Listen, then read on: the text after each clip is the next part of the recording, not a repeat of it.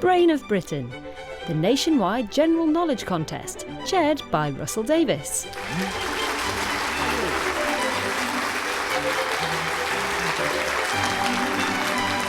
Hello, thank you, and a warm welcome back to the Squire Performing Arts Centre in Nottingham for another Brain of Britain contest. We're meeting competitors broadly drawn from the Midlands and the north of England for these Nottingham contests. Let's invite today's brains to introduce themselves. I'm Colin Daffern, an NHS project manager from Salford. Hi, I'm Andrew Fisher. I'm a postgraduate researcher from Sheffield.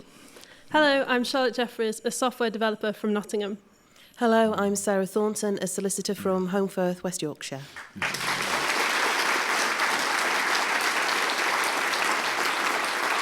Welcome all four of you, and the very best of luck as always. We have some familiar faces as well as first-timers in the mix, as we so often do. But previous appearances count for nothing, because so much of it is down to the way the questions fall on the day. Here we go with round one then, and by virtue of alphabetical order, we start with you today, Colin Daffern. Originally published in 1963 under the pseudonym Victoria Lucas, what's the title of the only novel by the American writer and poet Sylvia Plath? The Bell Jar. Yes, novel is supposedly semi-autobiographical with the names of places and people changed. Taking its name from the province in Andalusia in Spain, where it probably originated, Amontillado is a variety of what drink? Sherry. Yes, from Montilla in Córdoba province. 50 years ago, in the summer of 1974, Michael Palin wrote in his diary about being on location in the Scottish Highlands, trying to film scenes that called for swirling mist when the weather was frustratingly beautiful. Which feature film was being made? Monty Python and the Holy Grail. That's the one. Radio 4's panel show, The News Quiz, was originally conceived in 1977 as a team contest between two rival publications. Which two? The Times and the Guardian. No. Charlotte Jeffries. The Times and the Telegraph? No. Any more guesses? Plenty of publications left. Andrew Fisher? The Times and the Mirror. No. Yes, Sarah The Thornton. Guardian and the Telegraph? No, you're newspaper obsessed. Private Eye and Punch. Private Eye was a relative newcomer, while Punch had been going since the mid-19th century. The original team captains were Richard Ingrams and Alan Corran, the respective editors. And I was in the pilot show representing Punch. Goodness me, in the dark ages. Now, Andrew Fisher, your question. Which vitamin, essential for blood clotting, derives its name from the German for coagulation? Vitamin K. Yes, it was identified by a Danish chemist, Henrik Dam, whose findings were first reported in a German journal. Either way, both the German and the Danish words begin with the K. Brazil's 30-metre-high statue, Christ the Redeemer, overlooking Rio de Janeiro, stands on the narrow summit of which rocky mountain, whose Portuguese name translates as Hunchback? Corcovado. Mount Corcovado, yes. Ranked the 15th most visited website in the world in February 2024, which online platform, whose users adopt pseudonyms to exchange news, views and stories, was founded in 2005 by University of Virginia students Steve Huffman and Alexis Ohanian? Reddit. Yep. 3 cities share the honorary title of 2024's European Capital of Culture. They are Bodø in Norway, Bad Ischl in Austria, and Tartu, the second largest city, in which country? Estonia. Estonia is the right answer, yes. The symbol known as the crystal mark is the official seal of approval of which independent British organisation that was launched in 1979 when its founder, Chrissy Marr, publicly shredded hundreds of official documents in Trafalgar Square. BSO. No. Sarah Thornton? Is it the Plain English campaign? It is indeed the Plain English campaign, yes. Campaigners against gobbledygook, jargon and misleading information. Charlotte Jeffries now. Sometimes known as the Disney Castle, what's the name of the 19th century historicist palace located in the Swabia region of southern Germany? Neuschwanstein. Neuschwanstein Castle, yes. During a trip to Europe, Walt Disney visited Neuschwanstein and was charmed by the palace. According to the Orange County Register, he used Neuschwanstein as the inspiration for Disneyland's Sleeping Beauty Castle.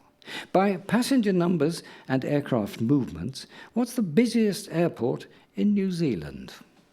Wellington. No. Andrew Fisher? Auckland? It is Auckland, yes. And we come to Sarah Thornton. Hatha, Ashtanga, Iyengar, and Vinyasa are names associated with which activity? Yoga. Yes, they're different styles, with Vinyasa yoga often considered the most athletic. In Greek legend, how were Aglaya, Euphrosyne, and Thalia known collectively? The Three Graces. They were. How does Dame Judi Dench refer to William Shakespeare in the title of her 2023 memoir, in which she discusses the Shakespearean roles she has played throughout her 7-decade career? The Man Who Pays the Rent. That's the exact right answer, yes. Which small but highly nutritious seed is the product of an annual herbaceous plant of the mint family and has a name that means strength in the Mayan language? Chia seeds. Chia seeds is right, yes. The name of which gull-like seabird derives from the Old Norse meaning foul gull, in a testament to its habit of spraying a smelly, oily regurgitation at those who get too close. A skua. No. Yes, Charlotte Jeffries. Albatross. Nope. Any more goes? Colin? Gannet. No. Andrew Fisher going to have a go? Cormorant. No, it's the fulmar, a member of the petrel and shearwater family, closely related to albatrosses. End of the first round. Here are the scores. Charlotte Jeffries 1, Colin Daffern 3, Andrew Fisher 5, Sarah Thornton 5.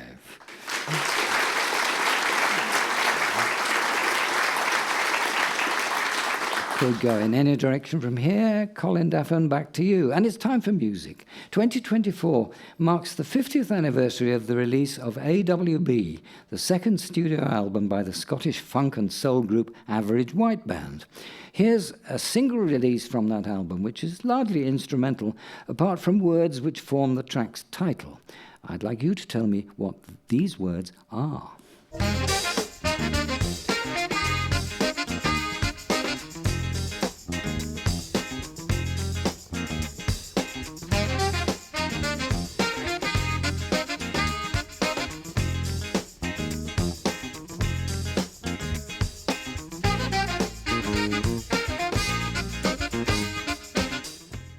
Pick Up the Pieces. Yes, Pick Up the Pieces became a top 10 hit in the UK the following year. Published in April 2024, what's the title of the memoir by the former British Prime Minister Liz Truss?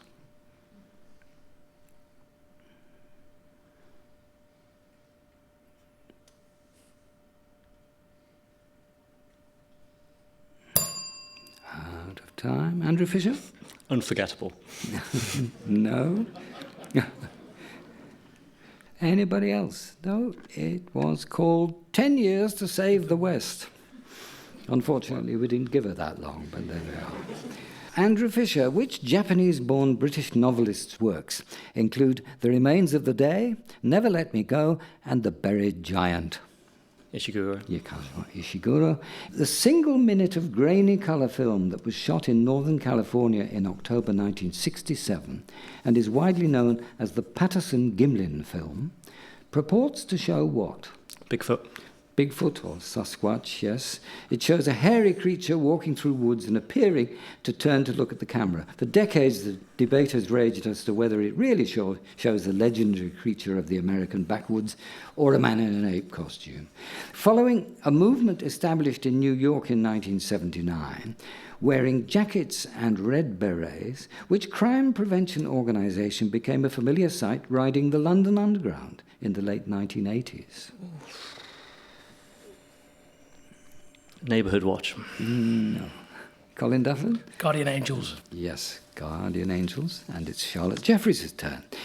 Given their relationship with two England football players, what's been the popular nickname for the dispute between Rebecca Vardy and Colleen Rooney, which culminated in a 2022 libel case in the High Court?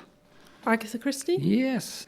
According to an observation made by the former Chancellor Nigel Lawson in 1992, the closest thing the English now have to a religion is what?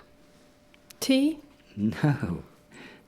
Good answer, but no. Andrew Fisher? Is it the NHS? It is the National Health Service. Indeed it is. Sarah Thornton's turn. Considered the largest religious structure in the world by Guinness World Records, what's the name of the Hindu-Buddhist temple complex in Cambodia, built at the behest of King Suryavarman II in the early 12th century? Angkor Wat. That's right. The 47th annual O. Henry Pun-Off World Championships took place in May 2024 at the O. Henry Museum, in which city of the US state of Texas?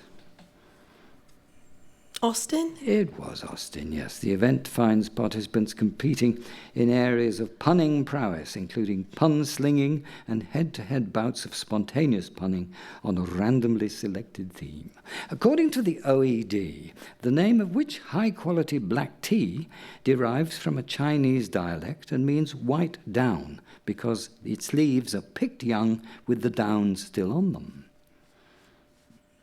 Lapsang Souchong? No. Andrew Fisher? Oolong? No. Any more Chinese tea? Yes, Charlotte Jeffries. Ginseng? No. No. Pico. P-K-O-E is your answer, and that's the end of another round. Here are the scores. Charlotte Jeffries, 2 points. Colin Daffern, 5. Sarah Thornton, 7. Andrew Fisher, 8.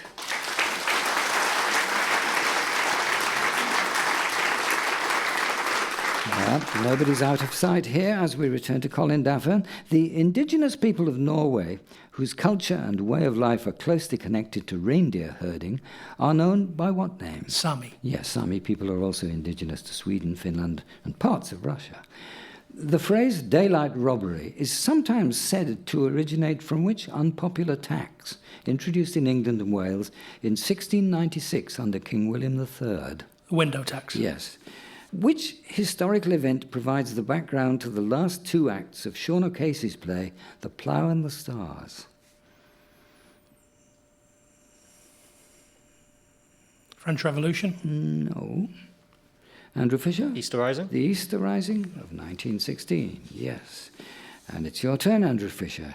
And music for you, indeed, from a March 2024 edition of Radio 3's In Concert from Birmingham's Symphony Hall. Here, the City of Birmingham Symphony Orchestra, conducted by Ilan Volkov, celebrate the centenary of a groundbreaking piano piece which caused a sensation at its 1924 premiere. Can you identify it?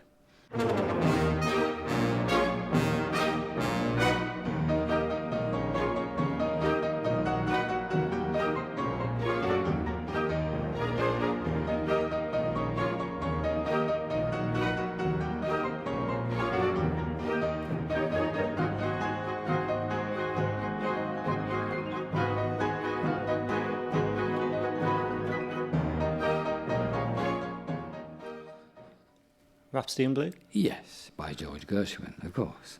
In American football, what's the name of the NFL team that's based in Buffalo in New York State? Bills? The Buffalo Bills. The chemical element bromine is usually extracted nowadays from what? The Earth? No. Sarah Thornton? Seawater? Seawater is the right answer. Well done, yes.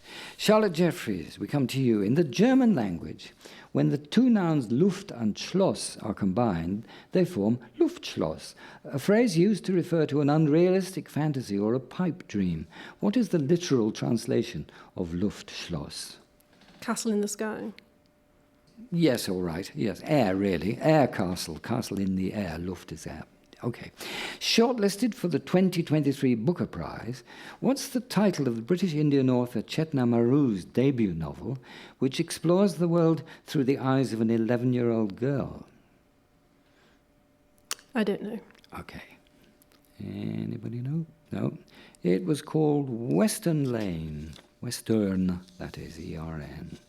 Sarah Thornton, as part of the Star Trek media franchise, Captain Catherine Janeway took command of which spaceship in the year 2371? The USS Voyager. It was. Janeway was played by Kate Mulgrew in the TV series Star Trek Voyager. Aotearoa, the Maori name for New Zealand, is commonly translated as Land of the Long White what? Waves. No.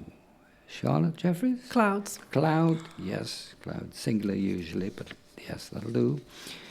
End of another round, and the scores have bulked up considerably. Charlotte Jeffries 4, Colin Daffern 7, Sarah Thornton 9, Andrew Fisher 11.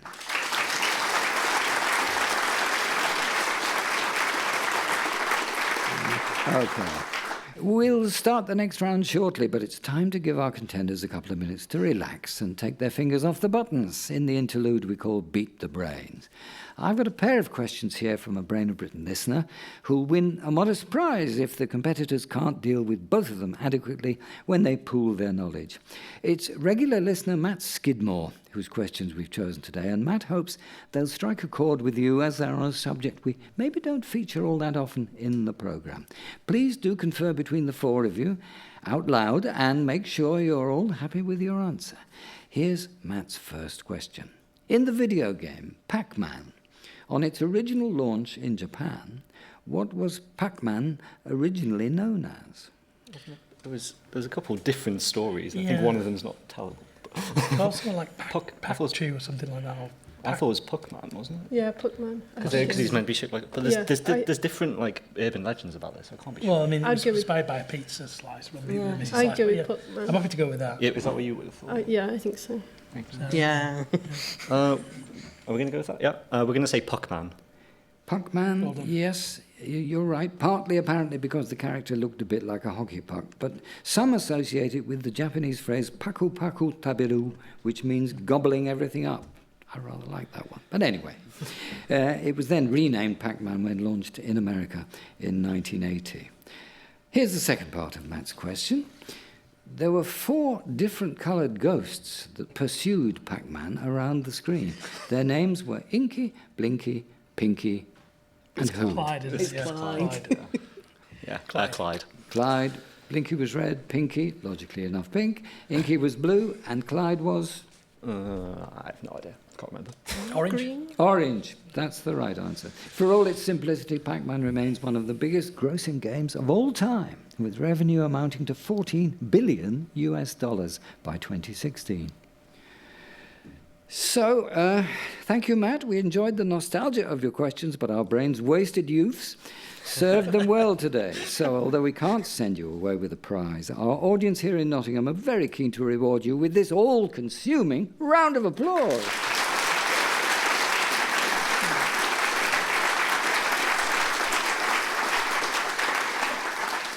You can send us your own ideas for questions with which to beat the brains at any time. Just email them, preferably with the answers, to brainofbritain@bbc.co.uk. We receive a lot of very clever submissions, so we may not get round to using them immediately, but we'll try and let you know if we plan to include them in a forthcoming programme. So, recreation over. Let's get fingers back on buttons and resume the quiz where we left off. The next round starts with you again.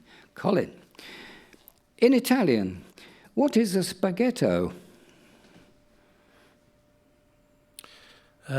Pasta dish, an actual dish for serving pasta. No. Charlotte Jeffries. One piece of spaghetti. Yep, you're right. No trickery. It really is as simple as that. One piece of spaghetti is a spaghetto. Andrew Fisher, marsh gas and swamp gas are alternative names for which chemical compound produced by the decomposition of organic matter in stagnant wetland areas? Methane. Yes, CH4. What term, often associated with Henry Kissinger in his role as US Secretary of State in the 1970s, is used for a method of negotiation where an intermediary travels back and forth between two parties in order to bring about an agreement? Ping pong diplomacy. No. Colin Daffern? Shuttle diplomacy. Shuttle diplomacy is the one that I know, yes. Charlotte Jeffries, music for you now. A song from a jukebox musical which premiered at the La Jolla Playhouse in San Diego in an out-of-town tryout in 2004. With book by Marshall Brickman and Rick Ellis, it dramatizes the story of a 1960s rock and roll group. After you've heard Let's Hang On, I'd simply like you to name the musical.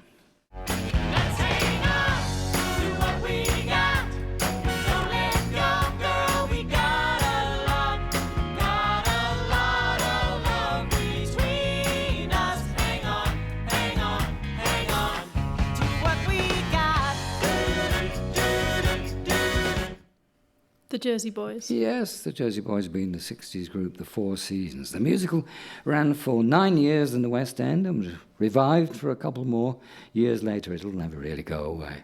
Just as bovine means to do with cattle and canine to do with dogs, what type of creature does the adjective anserine refer to? Horses. No. Time for a guess if you don't know. Andrew Fisher? Birds. No. Colin Daffern? Llamas. No. That's a nice thought. Sarah Thornton? Camels? No, not camels either. It's geese. Oh. Anserine refers to geese, yes. Who knew? Well, nobody here. Sarah Thornton. Ian Fletcher is a fictional character typically described as hapless, who first appeared in the TV series 2012 as head of the Olympic Deliverance Commission, and later found a new post as head of values at the BBC in the sitcom W1A. Which actor played Ian Fletcher in both series? Is it Hugh Bonneville? It was. What cosmic event was recorded by the Anglo-Saxon Chronicle and is depicted on the Bayeux Tapestry? Halley's Comet. Yes, in orbit. the passing of what became known as Halley's Comet later on, in 1066, yes. Which country in Western Africa is home to Lake Volta, the largest artificial reservoir in the world by surface area? No, don't know. Okay. Charlotte Jeffries. Zambia. It's not Zambia, no. Andrew Fisher? Ghana. It's Ghana. It's about 4,000 kilometres long and covers an area of 8,482 square kilometres. Another round comes to an end with these scores. Charlotte Jeffries 6, Colin Daffern 8, Sarah Thornton 11, Andrew Fisher 13.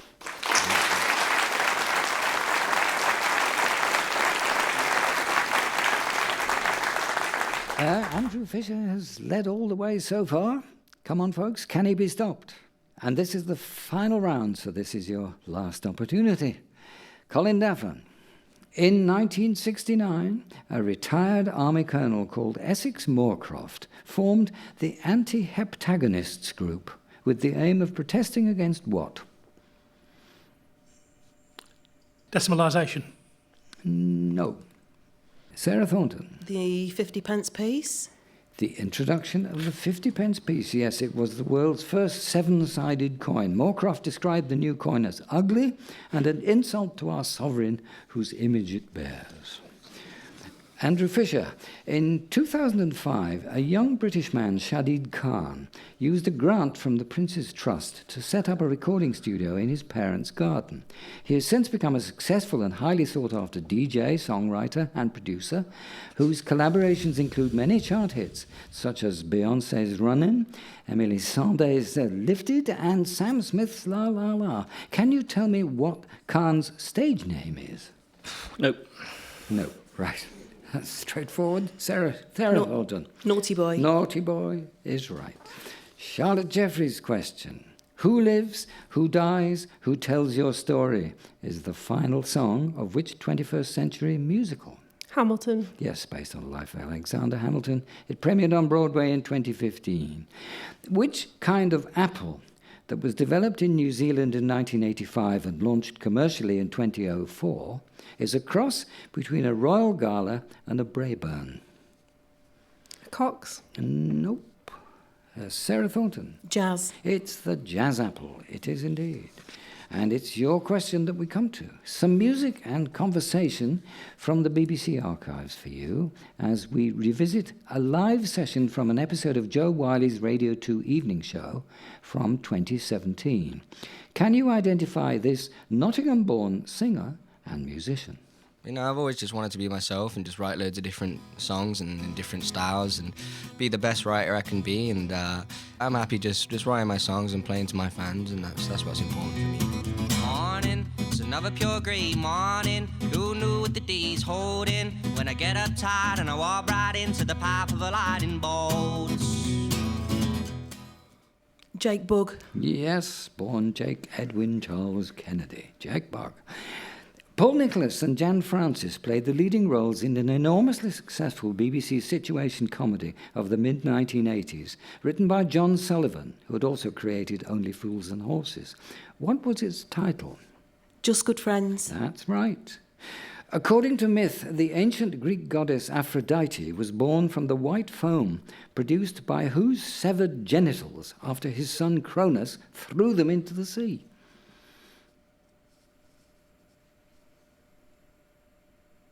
No, sorry. Okay. Andrew Fisher? Poseidon? Nope. Charlotte Jeffries? Zeus. No. Yes, Colin Daffern. Apollo. It wasn't. No, I'm afraid. It was Uranus. Just careful how you say it. Uranus, indeed. And that brings us to the end of the contest. And I can tell you that the final scores today are Charlotte Jeffries, 7 points, Colin Daffern, 8, Andrew Fisher, 13, Sarah Thornton, 16.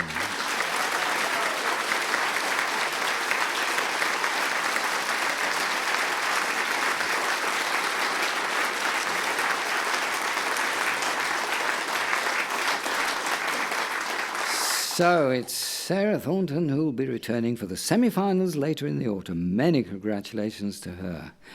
And Andrew Fisher's 13 is a very healthy score, and there are semi-final places for the highest scoring runners-up across the series. And with that score, you never know. We'll be here in Nottingham again next time. I hope you'll be able to listen. Until then, goodbye.